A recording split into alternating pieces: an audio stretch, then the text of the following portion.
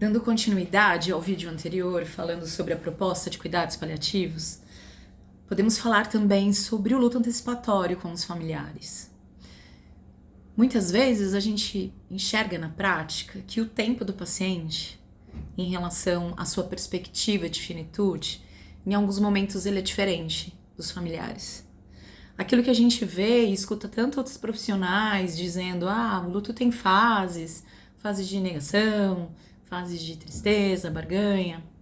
Quando a gente vai cuidar e estudar desses pacientes, esses familiares com um pouco mais de cuidado e atenção, a gente observa que, na verdade, isso é uma questão que foi explorada e vivida em 1967 com Elizabeth Kubler-Ross, da qual ela explica um pouco, sobre a morte e morrer.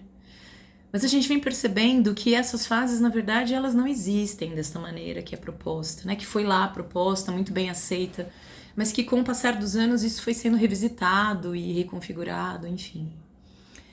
Mas a gente observa que no sentido cronológico, são momentos diferentes, e que bom que assim seja. E mesmo dentro de um contexto familiar, também cada familiar vai vivenciar esse processo do momento do diagnóstico, de toda a dificuldade, do tratamento, e até o desfecho, de uma doença não mais curativa, mas sim de um processo que é possível ser acolhido, amparado, trazendo dignidade, esperança dentro de um contexto possível para aquele paciente, para aquela família.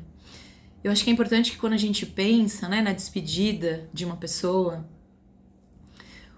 o como é importante dar espaço para essa expressão do sofrimento. Muitas vezes eu já tive experiências da qual o paciente estava ali, entrando em contato com as suas questões, fazendo a sua organização, vivendo a sua vida de uma forma mais intensa, com valores muito diferentes, e a família ainda num processo anterior de muito sofrimento, às vezes de não aceitação e não de compreensão também da postura e do comportamento daquele paciente. Tem 2 filmes que eu gosto muito que falam sobre essa despedida necessária de um paciente que tem uma doença de final de vida, de finitude, que é Cartas para Tommy, que é linda, é uma mãe que também recebe um diagnóstico e ela tem um filho pequeno e gradativamente ela vai escrevendo cartas para Tommy, uma vez por ano que ele possa receber uma carta. Tem outro filme que eu gosto muito, que é Minha Vida Sem Mim, que é uma postura diferente da personagem do filme Tommy. Essa paciente, que chama Minha Vida Sem Mim, ela é uma paciente que ela não aceita, ela não compartilha a despedida dos seus entes queridos, concomitante.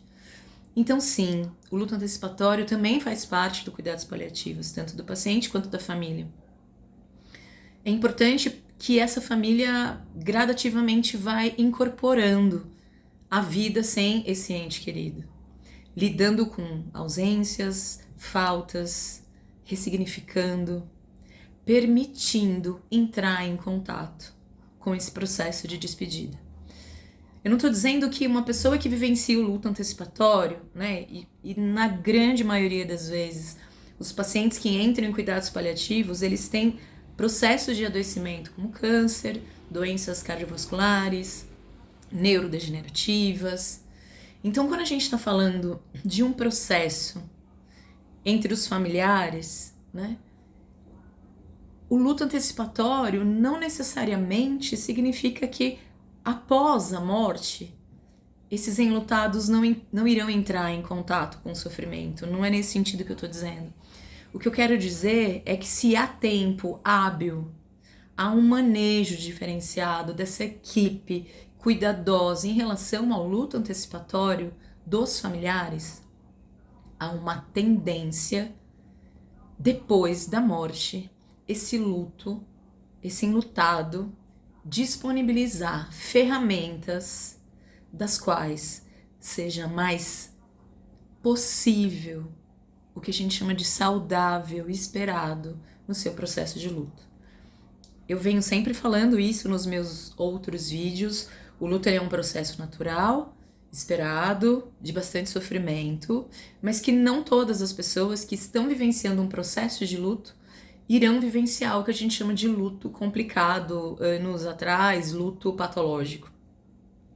Então, quando a gente estuda, quando a gente pesquisa, quando a gente clinica, a gente observa que quando há espaço para os enlutados falar sobre os seus sofrimentos, há uma tendência que este luto, após a morte biológica, há ferramentas, há possibilidades, até porque há um espaço ainda em vida de falar sobre a morte.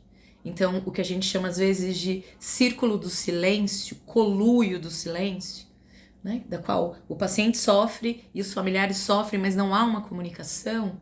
Pensando numa proposta de um luto antecipatório, esse espaço ele é solidificado, ele é disponibilizado para que se fale dos medos, compartilhe as angústias, coloque as decepções, coloque a esperança, por que não?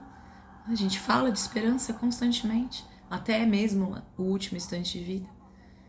Mas por fim, cuidados paliativos é a possibilidade da integração entre paciente, entre familiares e entre equipe. É um grande passo que tivemos agora no dia 22 de maio, mas ainda há muito que ser feito, discutido, criticado, não? Por que não? Mas é o que eu sempre digo, né? A possibilidade de todas as pessoas terem acesso aos cuidados integrais, isso é um sonho que eu ainda mantenho lá atrás, né? Da possibilidade da dignidade, do amor, do afeto, da compaixão em relação às pessoas que sofrem. Eu entendo que a gente tem um país continental, né? O mesmo que conseguimos em um estado, em uma região, não é o mesmo para todos, mas eu acho que é uma gotinha, né? Numa imensidão chamada Brasil, para que a gente possa trazer um pouco mais de dignidade até o último instante. Eu sou a Fernanda Rezende, eu sou psicóloga. Aqui no meu perfil, a ideia é que a gente possa trocar informações, compartilhar. Enfim, vamos utilizar esse espaço da internet também para uma forma produtiva e trazendo acolhimento.